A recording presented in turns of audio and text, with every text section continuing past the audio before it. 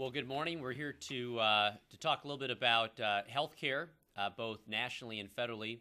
I had the honor of serving as one of the 4 members of Congress to witness the Supreme Court's deliberation on the constitutionality of the Affordable Health Care Act, often referred to as Obamacare, that was passed by the Congress last year. As many folks know, this is a bill that was passed on a party line vote in the House and the Senate. Since that time, the American people have become aware of the bill, and it has become more and more unpopular since it was passed a year ago. Just over half of the American people opposed it when it was passed. Over 65% of the American people want it repealed completely, and it's why the United States Congress and the House of Representatives has voted over 12 times in the last year to fully repeal the Obamacare health care law.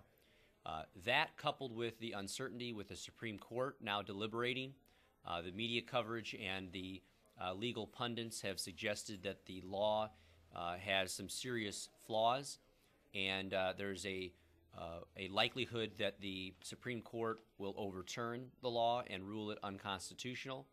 And that has significant impacts not only on the federal government, but also on states' government as well here in Illinois.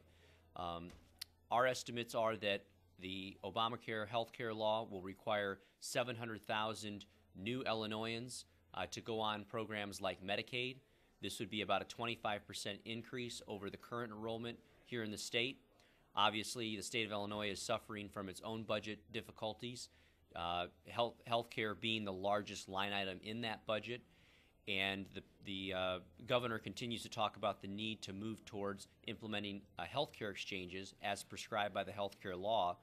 And as a federal representative, that concerns me because my representatives in my congressional district are Illinois residents who are suffering from the burden of debt here in the state, the inability for the state to deal with its unfunded liabilities and the liabilities that it owes to providers, and for the governor and the legislature to move down a path that will cost the state of Illinois tens of billions of dollars to implement these exchanges when it's yet uncertain as to whether or not those exchanges should take place or will have to take place seems irresponsible. So I'm calling on the governor and the legislature to slow down, to not move forward with those exchanges until it's clear that, in fact, we have to put them in place, that it's clear, in fact, we have to spend the tens of billions of dollars it would require to implement those exchanges. Beyond that, I think Illinois residents, like the American people, want this law overturned.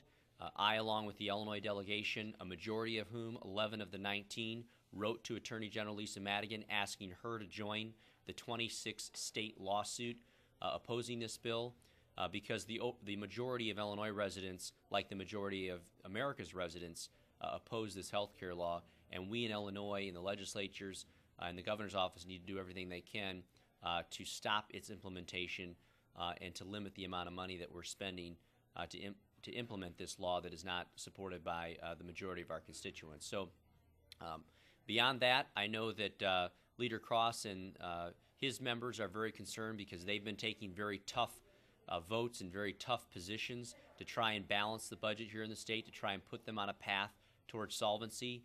And each new mandate from the federal government, each new requirement to spend money that they don't have makes that job that much more difficult. So I'm pleased that Leader Cross and his conference have done such a great job of holding the governor and the legislature's feet to the fire to try and live within its means and not spend money it doesn't have. So with that, I want to turn it over to Leader Tom Cross.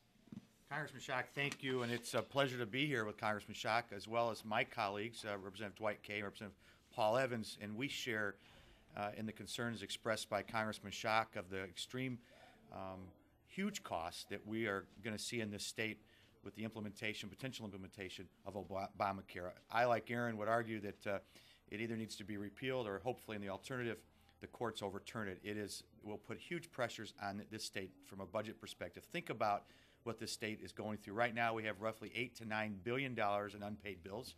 We have a pension unfunded liability of $85 billion. We just had the largest tax increase in the history of this state implemented a short time ago by the Democrats. And with the implementation of Obamacare, we will see in this state potentially, if nothing is done with respect to reforms and cuts in the next 5 years, $21 billion in backlog of bills in Medicaid, and overall as high as $34 billion of unpaid bills. We can't afford that. There are ways to get out of this. Clearly, the repeal and or the overturn is an alternative, but also in this state, we have the ability to implement reforms and cuts in Medicaid that we have done, but we've seen very little action out of the governor in the implementation of those reforms on the Medicaid front. The idea of asking somebody on Medicaid whether or not they can provide more than one pay stub to justify their income or to verify their residency, things that we've passed, but the governor has been very slow to a certain degree to implement that. The idea of scrubbing the rolls, of saying to the 2.8 million people on Medicaid, we're going to go through and make sure and decide whether or not you're still eligible. The idea of doing that, many people would suggest, would maybe take 200,000 to 300,000 people off those rolls and save us several $100 million. The idea of saying to Medicaid folks, like they've done in just about every other state, if you go to the emergency room and there isn't an emergency, we're going to charge you a copay for as little as $10 or maybe more. That could, again, save us millions of dollars. There are ways to do this. There are ways to save us money, and the reality is if we don't do this, we will be overwhelmed with debt on a variety of fronts. So I want to say thanks to Congressman Schock for his continuous concern about what's going on here in the state of Illinois beyond just his congressional district, making sure that we keep an eye on things like Medicaid and working with us to get our hands on it. And like him, I also share his concerns with the health insurance exchanges. The idea of trying to implement something that we don't know the rules, we don't know the parameters, we don't know the cost, clearly way too early to do that, and I would urge Governor Quinn to slow down, focus on the reforms in Medicaid. Let's get those implemented, and if we need to do the health insurance exchanges, we'll do them at the right time, but clearly now is not the right time. With that, I'd like to turn it over to Representative Dwight Kay, and thank you, Dwight, for being here. Thank you, Leader Cross. Good morning. My name is Dwight Kay. I'm State Representative from the 112th District, Edwardsville, and I'm a businessman as well as a state legislator, so I'd like to talk about this health care mandate from two perspectives. First, as a legislator, I think we understand that the implication of Obamacare is no less than a $540 million expense, moving up to $1 billion between 2014 and 2020. And Illinois has no money, as Leader Cross just mentioned. Furthermore, this plan creates a new bureaucracy, which we're going to be asked to fund. Taxpayers will be forced to pay up to 50% of that bill, and I don't think taxpayers, after a 7% increase in state income tax, have any appetite for that. It's also important to note that taxpayers will be asked to pick up the tab for those individuals that are not eligible but previously enrolled in Medicaid.